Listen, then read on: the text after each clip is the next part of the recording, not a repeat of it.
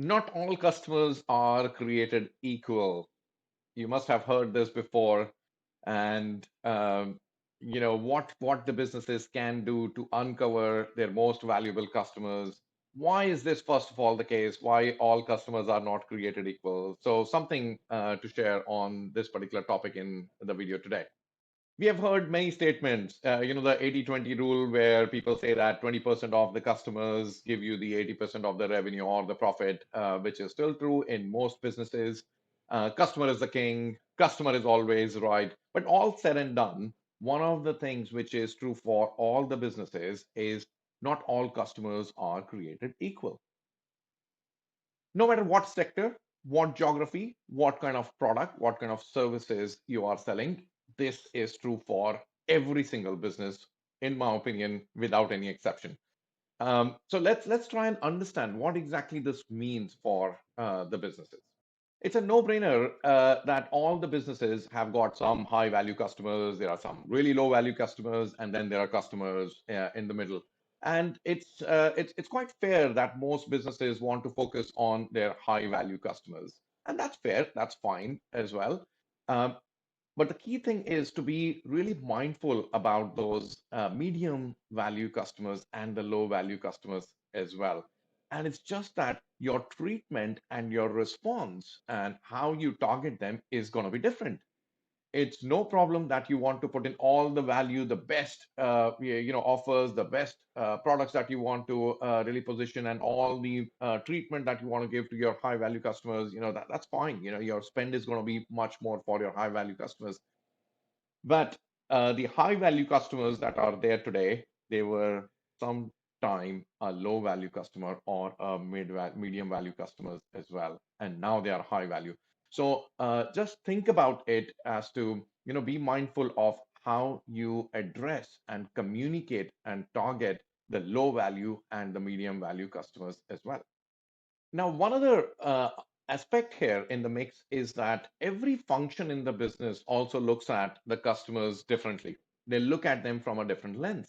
Now, if you talk to finance, they just want to look at the most profitable customers or the customers that are giving them the most revenue. If you talk to sales and marketing, they are interested in what kind of customers I'm acquiring, what's my conversion, what am I cross-selling and upselling. If you are talking to the customer services function, they are interested in how my retention is going to work and how I can increase the lifetime value by retaining the customers. So every function is going to have a different lens on the customer landscape that you have. But it's very important that you do some macro and micro segmentation from different lens or different functions in the business as well. So it's not just about one function, and you have to wear the lens from one function's perspective only. It must be looked at differently from each function perspective, and then you do your macro and micro segmentation on the customer. One of the key KPIs that we always keep talking about is the customer lifetime value. And this really gives you a very good segmentation of your customers on high value, medium value, and the low value. And it's very obvious that you will focus first on the most high value customers. Now, the other part is to look at what is the potential value from the medium and the low value customers that you have, and identifying that potential or the predicted customer lifetime value of the medium and the low value customers can really give you the strategy to target them properly, listen to them properly, and have the right kind of offers and treatment for them. So that's one other KPI that we highly recommend you keep looking at. And one thing the businesses would have to keep in mind is to really keep identifying these high potential customers. You always have to, you continuously need to listen.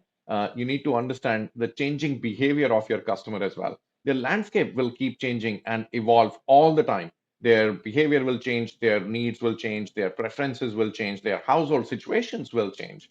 So what you need to do is, it's not just one time job. You need to continuously listen to your customers and identify who could be your potential high value customers from even the low segment or a medium value segment. Apart from customer lifetime value, the other KPIs to keep an eye on is the satisfaction score or the net promoter score of the customers. It's quite possible that the potential value of a particular customer is never going to be very high. You would have reached the ceiling of the potential value for a particular customer. And in your segmentation, they might only fall in the medium value customer. But if a medium value customer is really satisfied, and if the medium value customer is giving you a very high net promoter score, that's a customer worth having as compared to a customer who's high value and dissatisfied and not really going to promote the brand or the advocacy for you. So these are the other KPIs alongside the customer lifetime value, which are really critical to keep an eye on if you want to be customer centric. The core requirement behind the customer centricity is your ability to understand the segments at a really granular level and segmenting them in the most appropriate context of the business. And by then, you can just keep listening to them and you can really segment your different types of customers. They're they're not created equal, and this is how you can really segment the customers and create a proper strategy for the treatment and the personalization, the targeting for your customers.